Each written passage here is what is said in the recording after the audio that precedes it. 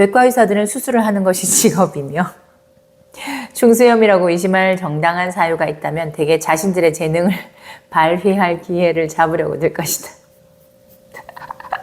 그렇죠. 수술하는 게 직업이죠. 그 결과 해마다 몇천 개의 건강한 맹장들이 제거되고 있다.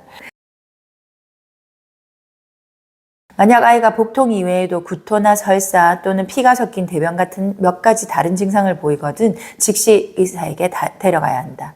앞서 말했던 것처럼 여러 가지 질환 가운데 하나에 걸렸을 수 있기 때문이다. 가장 가능성이 높은 것은 맹장염, 중수염이다. 맹장염, 중수염의 진단. 15살에서 30살 사이의 남자들에게 가장 흔하게 발병하기는 하지만 중수염은 태어난 지 몇 주 되지 않은 유아들을 비롯한 모든 연령대에서 생긴다.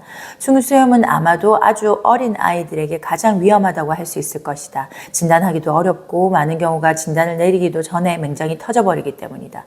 중수염에는 거의 항상 구토와 발열이 따른다. 그렇지만 구토는 지속적이지 않을 수도 있으며 발열 역시 미미할 수 있다. 초기에는 복부 전체에 통증이 있지만 몇 시간 이내에 오른쪽 아랫배에서만 통증이 느껴진다. 그 지점에 가해지는 압력이 극심한 통증을 유발한다. 맹장이 터져버리면 통증은 다시 복부 전체로 확대된다. 발병하기 전에는 대부분 식욕 상실 증상이 먼저 나타난다. 아이를 병원에 데려가면 의사는 병력을 주의 깊게 청취하고 특히 통증이 생기기 전에 일어난 사건에 특별한 관심을 기울여야 한다. 의사는 아픈 지점을 파악하기 위한 운동을 비롯해서 신체를 철저하게 검진해야 한다. 이런 검진에는 복부 근육을 긴장시키기 위해 아이에게 똑바로 누워 다리를 들어보라고 하는 것과 아이가 고통 때문에 복부의 어느 한쪽을 감싸지는 않는지 확인하기 위해 걷도록 시키고 지켜보는 것이 포함되어야 한다. 백혈구 숫자가 증가되었는지를 확인할 혈액검사와 백혈구가 소변에 섞여 배출되는지 알아볼 수 있는 소변검사도 실시해야 한다. 전자는 염증이 생겼다는 것을 가리키며 후자는 요로감염을 나타낸다. 검사를 한 결과 중수염이 의심되면 소아과 의사는 아마도 아이를 외과로 보낼 것이다. 외과 의사가 맹장을 제거하는 수술을 권하면 애초에 진찰했던 소아과 의사도 같은 의견인지 공동으로 책임을 지는지 확인하라. 외과 의사들은 수술을 하는 것이 직업이며 중수염이라고 의심할 정당한 사유가 있다면 대개 자신들의 재능을 발휘할 기회를 잡으려고 들 것이다. 그렇죠. 수술하는 게 직업이죠. 그 결과 해마다 몇천 개의 건강한 맹장들이 제거되고 있다. 그러므로 아이가 위험하지 않은 이상 맹장을 제거하도록 하는 것은 현명치 못하다. 게다가 중수염도 맹장이 터지는 경우에는 치명적일 수 있지만 맹장 절제 수술 자체로 인한 사망률은 거의 중수염의 사망률만큼이나 높다.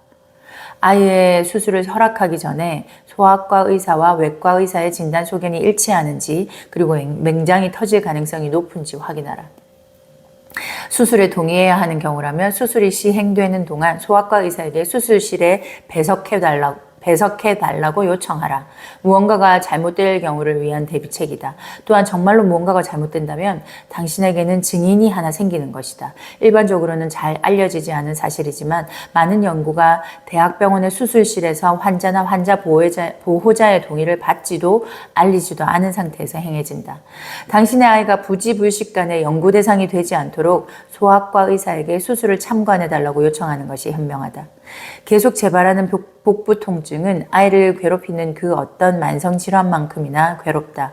아이가 겪는 고통과 괴로움은 엄마에게도 영향을 끼치게 마련이다. 다행스럽게도 오랜 의학계의 책임 회피적 변명을 인용하자면 당신은 그것을 끌어안고 사는 법을 배울 필요가 있다. 이 장에서 내가 제시한 충고를 따르면 아이에게 재발하는 복통의 원인을 파악할 수 있을 것이다.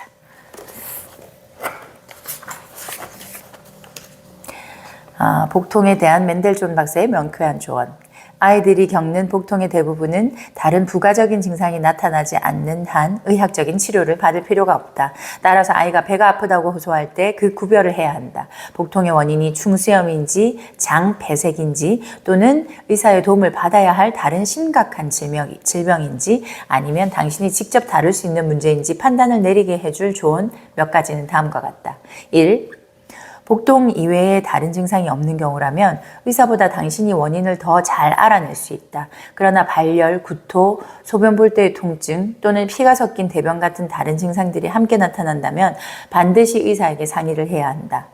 2. 다른 증상이 전혀 없다면 복통이 일어나기 전의 사건이나 상황을 주의 깊게 돌이켜보라. 아이가 너무 많이 혹은 너무 빨리 먹었는가?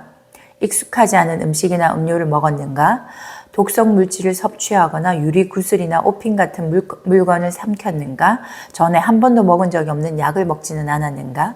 친구와의 싸움이나 언쟁, 나쁜 성적표, 심한 꾸짖음이나 처벌 같은 정신적인 상처가 남을 만한 경험을 했는가? 복통이 반복해서 계속 일어나는 경우라면 어떤 비슷한 사건이 일어나기 전에 통증이 생기는가?